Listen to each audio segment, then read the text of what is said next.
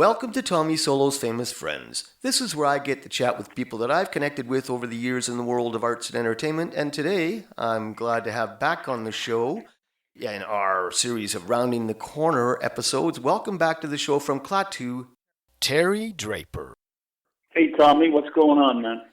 Well, the sun is shining and there seems to be a light at the end of the tunnel, so I'm happy to know that things appear to be getting better after this long, dark ride we've had. It has been a dark tunnel, hasn't it? It sure has. Now, let's get back to what happened to you when COVID first hit. Where were you and what were you doing and what happened? Anna and I have a place down in Florida near Clearwater on the Gulf Coast. And we were there, I guess it was March 10th or so of last year, 2020. And we were notified that we had to come home. Of course, it was all over the news. And we were also told that our insurance was being canceled. Our health insurance would not cover any COVID-related altercations. So we had to come home. And we were very nervous about it because it's a 24-hour drive door to door back to our home just north of Toronto. But we said, okay, that's it. So we cooked up a bunch of stuff, some chicken wings, and made some sandwiches and got some drinks and left on the Friday around noon and got home late in the afternoon the next day on Saturday.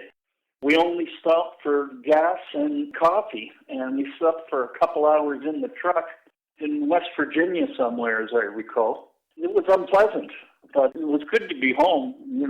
We had to quarantine for 2 weeks, of course, but that's okay. We sort of just do that anyway. But now it looks like there's a light shining.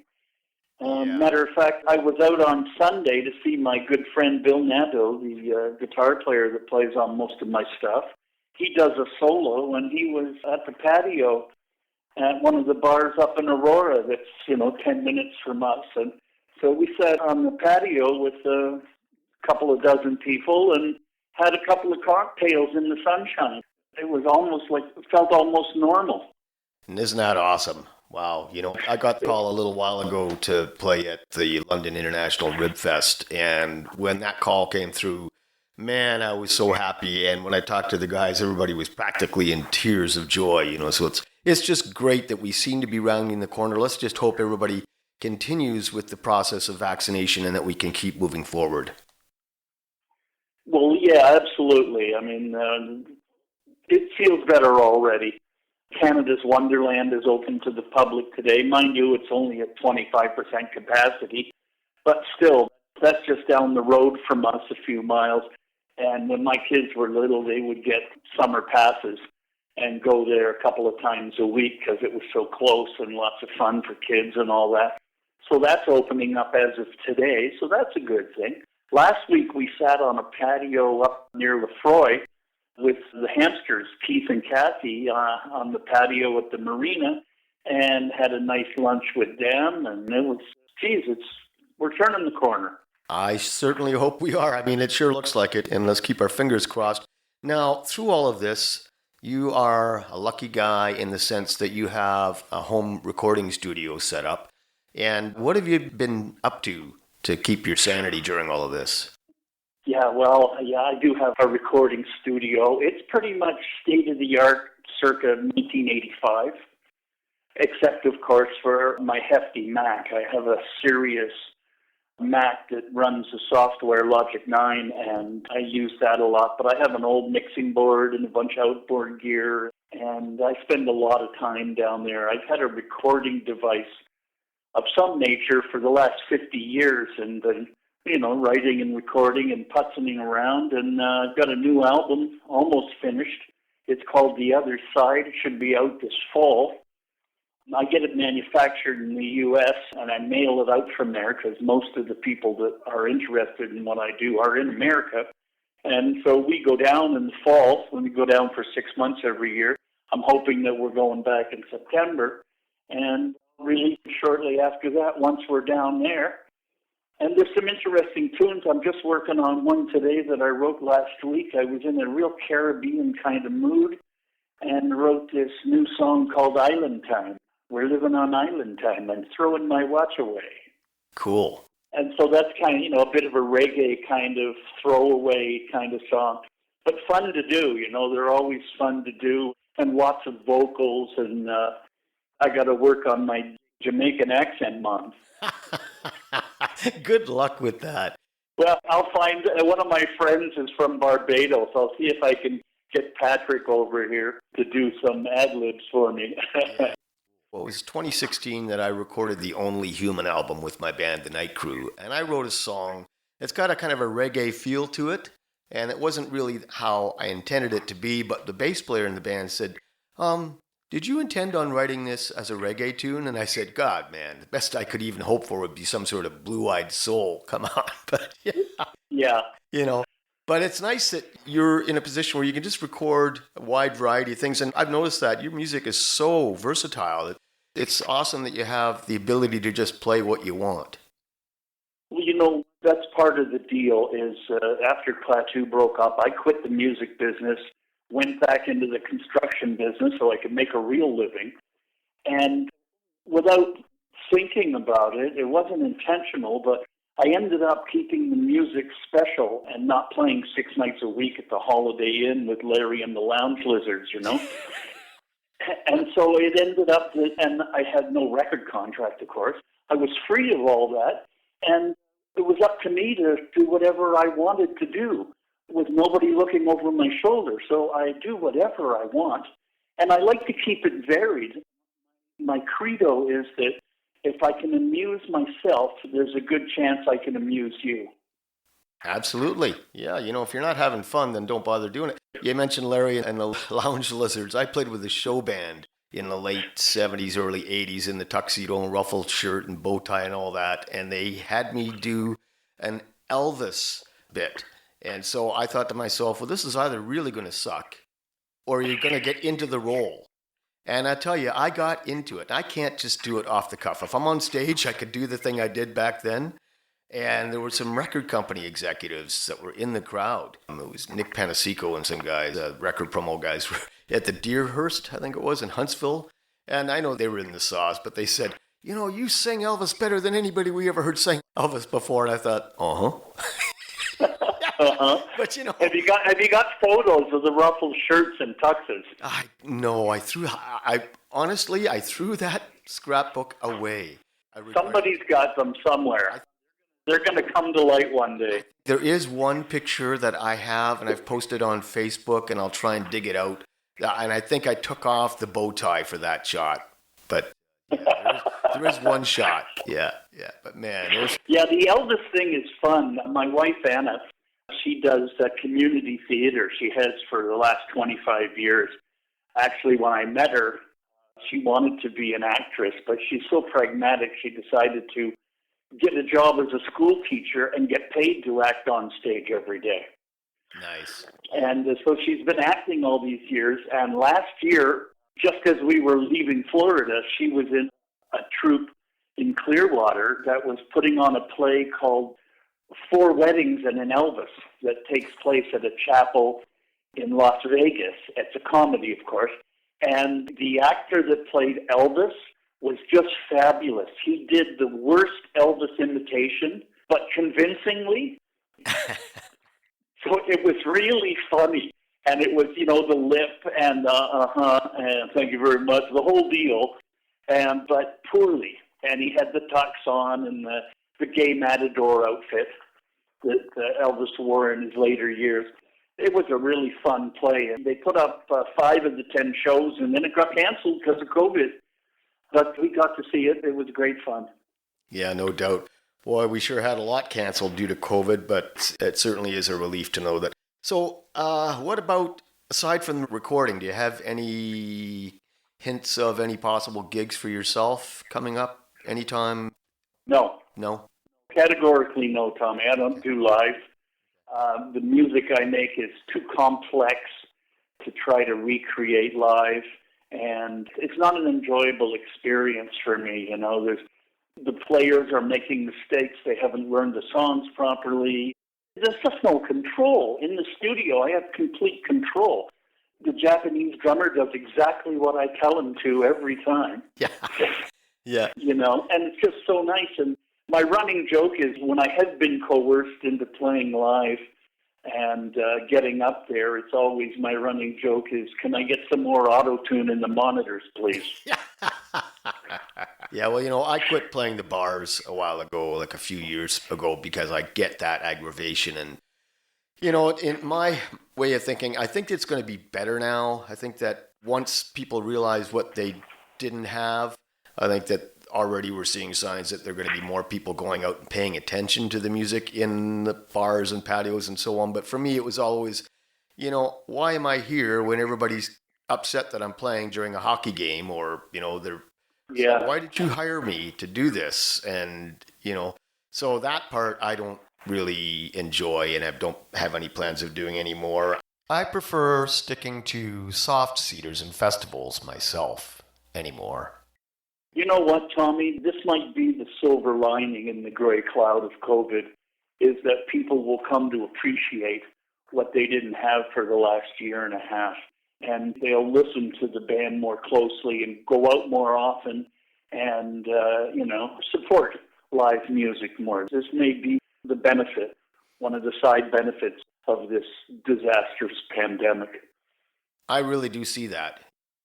I think so, too. I do. We're never going to go back to the way it was, but in this case, it might pay dividends. Yeah, well, speaking of never going back to the way it was, you mentioned Wonderland is going to be at 25% capacity. You know what? I'm okay with that, because I've been several times, as most of us who live in this province have been at one point or another, and I always found it was so overcrowded. So maybe we don't need to go back to full capacity. There you go. At least 25% of the employees are back to work. It's something, Absolutely. And there's probably a good number of the people that worked in administration at Wonderland, for example, who can do their jobs from home as well. So some of these changes, I think, are going to be for the better and permanent. Well, we'll make do. We'll make it work. Get back at it. Yeah. Yeah, boy, it sure is good to see things coming back in some fashion. So you're finishing up the current record, and what's the working title on that one again? It's called The Other Side. I tend to be a rather positive person, so the other side is a nicer place. The grass is greener and all that stuff, and it's just a really nice place to hang out on the other side. There's a bit of prog rock on this album, too. I've got this big production called The Colonel. It's a song about Colonel Percy Fawcett, who went missing in the Amazon in the 1920s, looking for the lost city of Z in El Dorado. And so that's kind of cool. I met this woman online named Dale from Edmonton, and she played some stick on it, some Chapman stick on it, which is really cool. In fact, I've invited her to play on another song that would really let the stick shine, and so she's agreed to that and is working on that one. That song's called Follow Your Dreams. And so I've been working with some other people here and there. There's a girl named Lisa Michaels down in San Diego, the princess of power pop.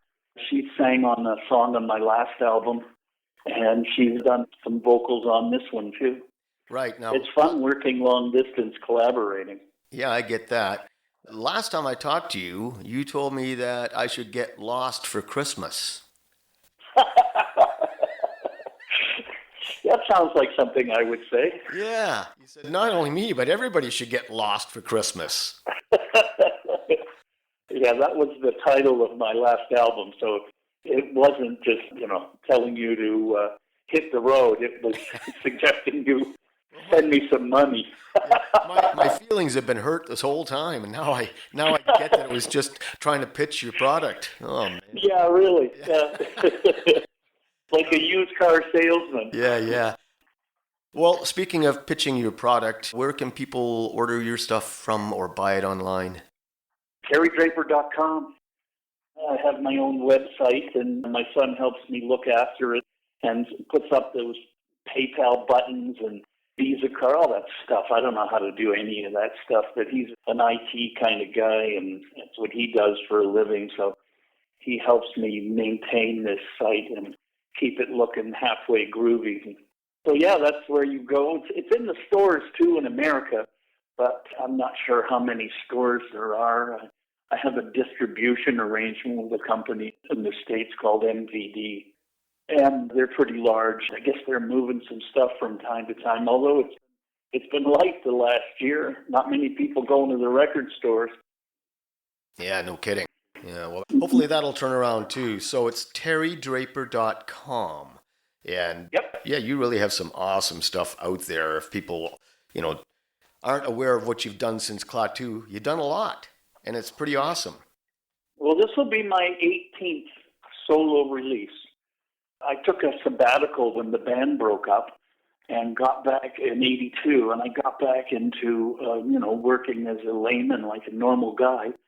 And then 15 years later, in '97, I decided to put out a record because I'd been, the whole time after the band broke up, I never stopped writing and recording and playing music. It's what I do. And so I had all these songs laying around. I thought, you know what, I'll put a record out. So the first album I put out was in 1997. It was called Light Years Later, the appropriately named Light Years Later. And then I just have been keep putting them out. And this one's coming up the other side. Very nice. Now, you've had your second dose of the vaccine? Yep. Yeah, and your missus as well, I'm assuming? Everything's fine. Good. I didn't even notice. Good. Yeah, I slept for 2 weeks. No, I'm kidding. I had hardly any reaction at all myself, just a little bit of soreness on my arm. That said, what is the thing that you're most looking forward to as we round the corner through this thing? The beach, where we live in Florida, at Indian Rocks Beach.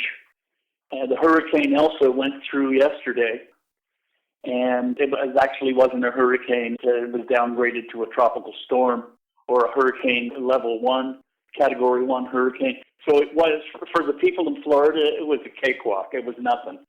We love that beach. When we're there, we spend, we go to the beach 4 or 5 times a week and load up the cooler and the umbrella and the chairs and go for long beach walks and ride our bikes around. And there's something special about that part of the world.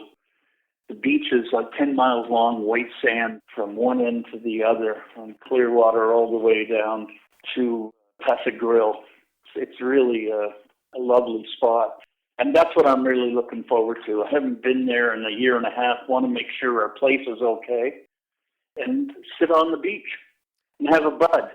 Nice. I'm more of a freshwater guy myself, and I'm sure you've seen probably a few too many pictures of me with fish. But that said, I want to thank you for taking the time out of your day to talk to me again, and happy sailing. And until next time, cheers.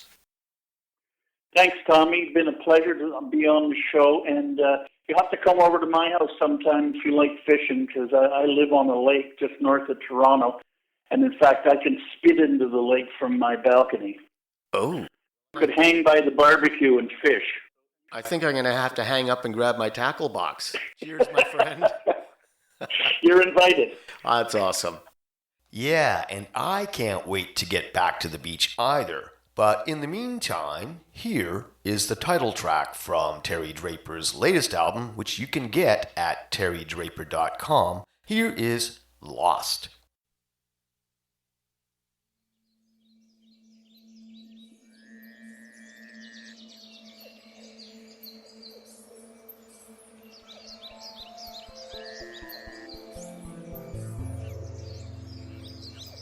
What can't I see from my window? What lies beyond my front door? Wondering which way the wind blows, and hoping to be lost once more.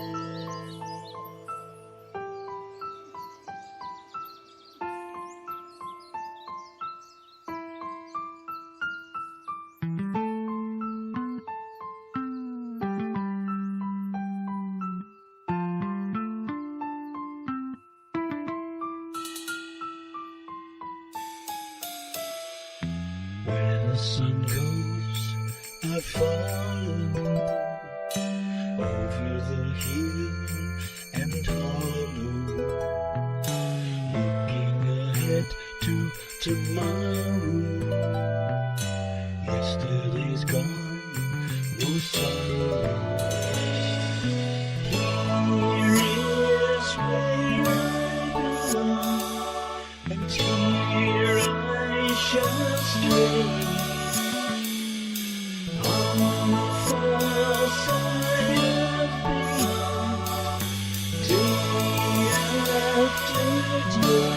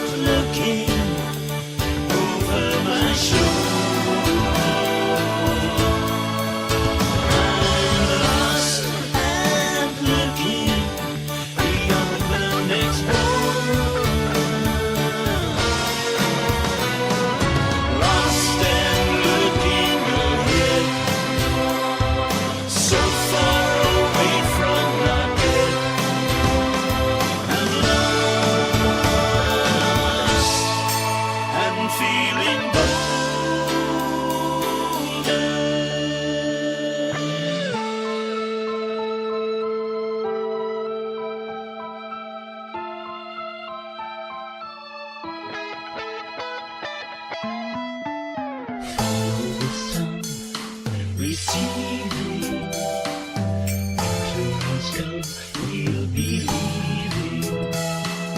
Where will we go? Sunshine. We'll be back sometime. Here is where we belong, and here we will stay. On the far side of beyond, day after day, day after day after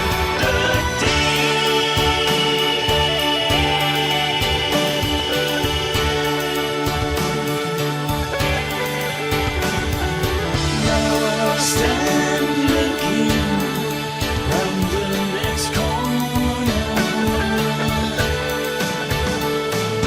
Lost and looking, but not over my shoulder.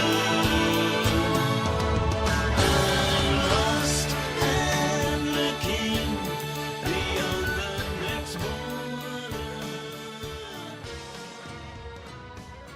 Lost and looking. Tommy Solo's Famous Friends is a one-man production, meaning that I've done all the work, including producing, editing, guest acquisition, etc. All rights reserved. You can find me on Facebook, Twitter, and Instagram. The theme song for Tommy Solo's Famous Friends was written and recorded by Tommy Solo with a little help from my friends in the night crew. And hey, if you like the show, why not subscribe? Until next time, cheers.